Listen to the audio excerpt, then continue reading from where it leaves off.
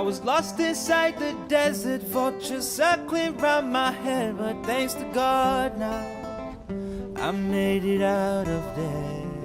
I was just another sheep inside the belly of the beast, but thanks to God now I made it out of there. Guru guru meje leshe, aya mefa, hallelujah. Guru guru meje leshe, aya mefa, hallelujah. Guru guru meje leshe, aya mefa, hallelujah. Guru guru meje leshe, aya mefa, hallelujah, hallelujah. This ain't lucky, no. Can't you see the hand of heaven is upon me? Hello tout le monde, bienvenue dans Une pensée pour toi. Alors aujourd'hui, on va parler d'un thème assez spécial pour nous. Aujourd'hui, on veut simplement s'ouvrir à vous pour que vous puissiez plus nous connaître, si possible. Il n'y a pas d'invité, c'est vraiment une vidéo où il n'y a que moi et Sarah et on va vraiment vous parler. Et le thème, c'est, je peux leur dire Sarah. Mes complexes, mes atouts, parlons sans tabou. Donc on va déjà commencer par les complexes que vous pouvez avoir et au final, comment ils se sont transformés par la suite en atouts. Ouais, je te laisse commencer. Alors moi, comme complexe que j'avais, si on en parle, en fait, c'est vraiment pour vous aider à vous accepter vous-même parce que tu es unique. Toi qui me suis, tu dois le savoir, tu es unique. Alors moi, comme complexe que j'avais, d'abord, on commence par le physique. Vas-y, on fait physique. Ok, bah vous moquez pas de moi. Alors, comme complexe que j'avais, déjà, c'était ma couleur de peau. Quand j'étais petite, en fait, je sais pas si vous connaissez, je sais pas si tu connais, non, je connais pas. Bon, peut-être. Bon, bref, en tout cas, j'avais dans ma famille, on m'appelait Tintin au Congo. C'est comme ça qu'on m'appelait. Vous allez dire certainement pourquoi Tintin au Congo. Mais en fait, il y avait une BD comme ça, Tintin au Congo, ça s'appelle Tintin au Congo. Vous pouvez aller faire des recherches, c'est très intéressant, vous allez apprendre des choses. Et dans cette BD, en fait, on dessinait justement des personnes noires, super noires, avec des lèvres, des grosses lèvres, mais des grosses lèvres roses, genre. Vous voyez ce que je veux dire, genre bien rose, genre. Et maintenant, du coup, moi, dans ma famille, en grandissant, voilà, chaque fois on me dit hey, Tintin au Congo, hey, Yewana, Tintin au Congo. Et Yewana, ça veut dire la voici. Et voilà, moi, franchement, devant les gens, je suis obligée de faire un peu la meuf et tout. Je suis obligée de faire la meuf, genre ça me fait rien et tout. Mais je vous dis la vérité, ça me piquait de ouf. Ça me piquait trop. Donc du coup, j'ai vraiment eu du mal vraiment à accepter ma couleur de peau. Et à l'école aussi. À l'école, quand t'es noire, c'est dur, hein. Non. Vous voyez, quand on se clash entre nous et tout, à base de toi, t'es trop noir. T'es noir comme du goudron, je sais pas. Toujours des... En soi, j'étais pas si noire que ça. Mais je sais pas. Bref. Donc on se moquait souvent de moi et tout. Et franchement, j'ai grandi. En grandissant, franchement, ça fait mal. Ça fait mal quand même. Hein. Et le pire, ce que j'ai jamais compris, c'est que c'est jamais les blancs.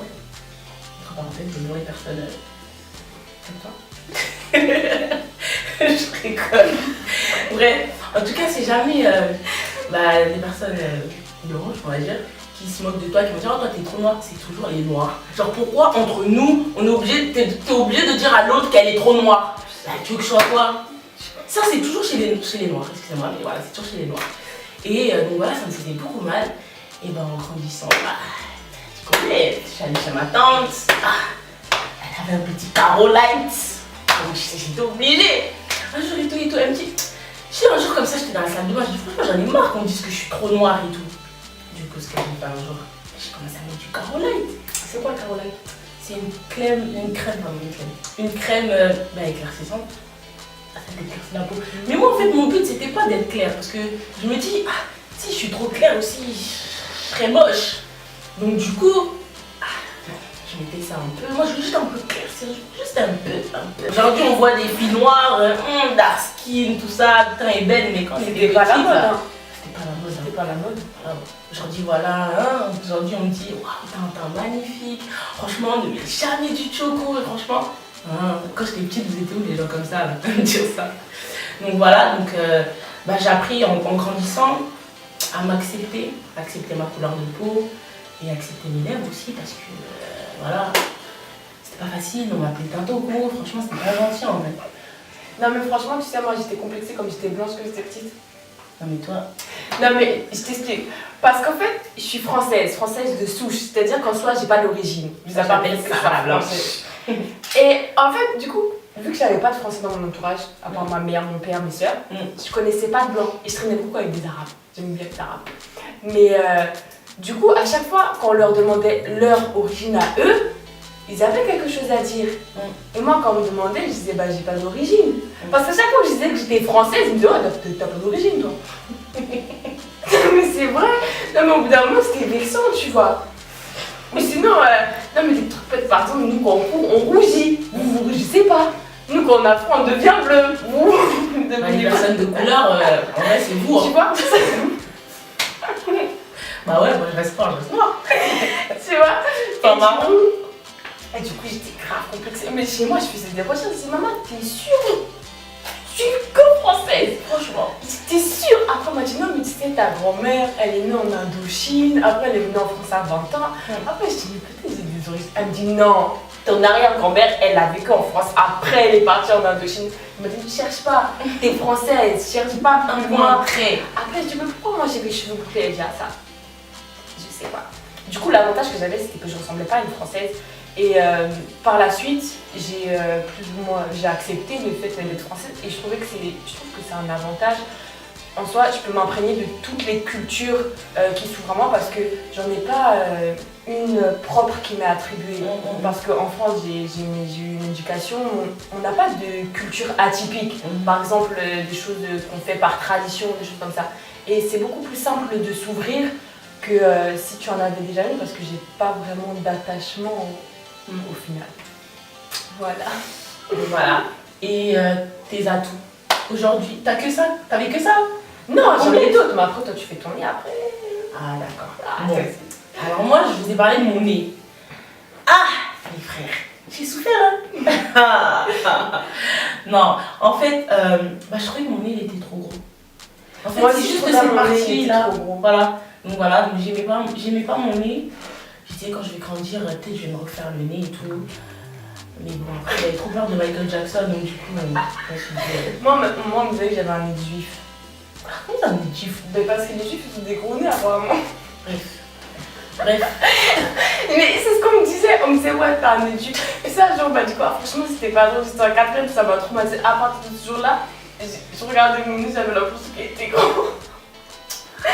Tu vois, quand t'es petit, tu te tailles. Et franchement, quand on est enfant, on se taille. C'est tellement méchant. Et moi, je parlais pas, j'aimais bien tailler les gens. Et un jour, et j'étais en 4ème. Un jour, on m'a dit, mais toi, on peut mettre un gars. Et franchement aussi, ce que je peux dire aussi, Sarah, on m'a dit un jour, on peut mettre un cartable dans ton lit. Oh, ma pauvre, c'est super. J'ai regardé la personne, je suis partie. Tu pleurais. Ah, je suis partie. Et ce jour-là, je suis partie. Je me suis mise au fond de la classe. C'était un de mes amis, je voulais plus lui parler. Il s'appelait Dylan. Et je lui dis, je te parle. En plus, c'était un gros. Je lui dis, je te parle. Depuis ce jour-là, à chaque fois qu'on me disait, ouais, te prends en photo, si tu faisais des trucs pour cacher.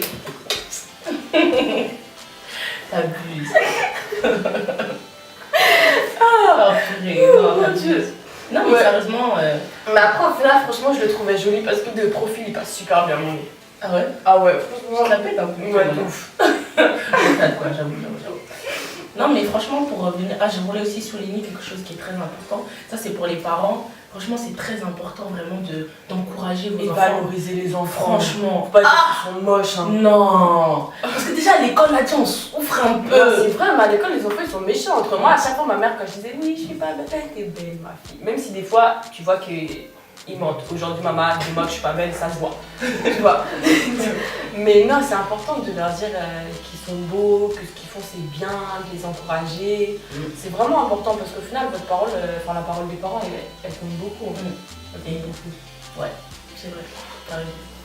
Franchement les parents, n'oubliez pas, encouragez vos enfants. C'est très important. T'as pas un complexe physique ou pas? Bah non, franchement, franchement, aujourd'hui, qui va me déstabiliser en fait? Tu vas me dire quoi sur mon teint? Je suis tellement fière de ce que je suis. Mon gros nez là, je suis tellement fière de la. Oui, pas ça passe bien. Non. Ah oui, j'avais aussi un dernier complexe. Mais faut pas rigoler là. C'était par rapport à ma poitrine. Comme j'ai une petite poitrine, et je sais qu'il y a énormément de femmes qui souffrent de ça. C'est quelque chose qu'on ne dit pas souvent parce que c'est un gros complexe, c'est une honte un petit peu de parler de ça. Et comme j'avais des copines qui étaient assez formées, je sais que j'en ai beaucoup souffert. Même ma grande sœur qui avait pas beaucoup plus de poitrine que moi au final. Elle me taillait souvent, mes copines elles me taillaient, puis elles étaient formées. Et quand j'avais 13-14 ans, la mode était plus portée sur oui, des femmes avec une poitrine assez imposante, alors que maintenant on peut juste regarder au niveau des normes sociétales ou par rapport à des pubs. C'est plus dans tout ce qui est les hanches assez larges, la poitrine, les hanches assez larges et la taille plus marquée. Mais c'est vrai que quand j'étais petite, c'était plus au niveau de la poitrine et j'avais vraiment un gros complexe par rapport à ça. Mon complexe, il est passé quand j'étais en seconde par rapport à ma meilleure amie. En fait, elle m'a tellement...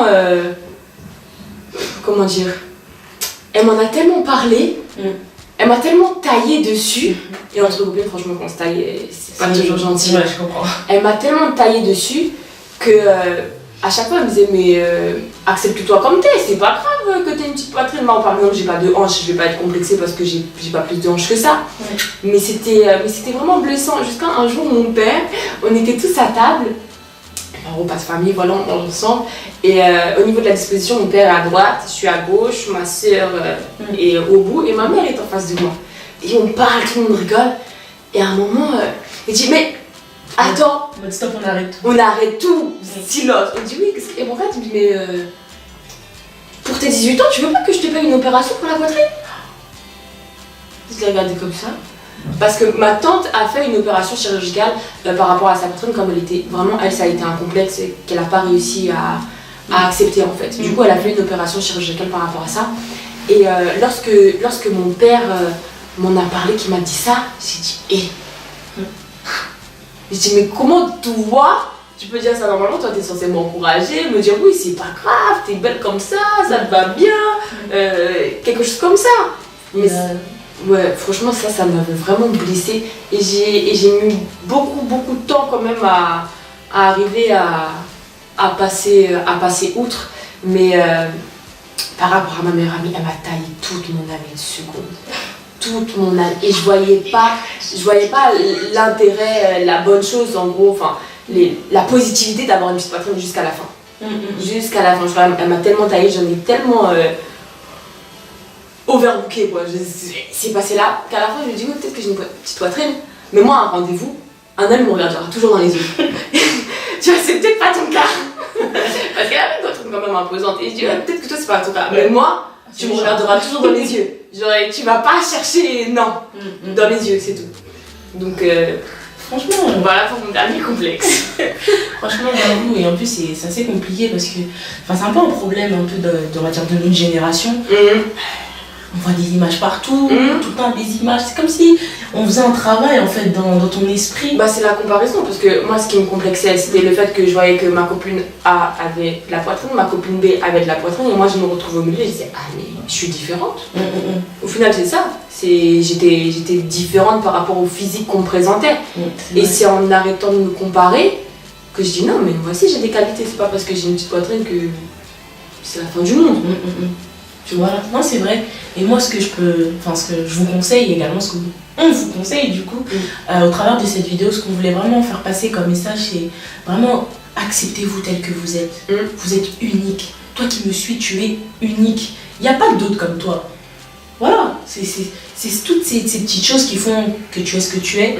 Et vraiment c'est un atout. Voilà. C'est vrai, tout est un atout. Il suffit qu'on arrive à tourner notre esprit de façon à le voir comme un atout. Mais sinon, au final, tout est un atout. Et voilà, aujourd'hui, j'accepte ma couleur de peau. J'accepte ton nez, j'accepte les mien.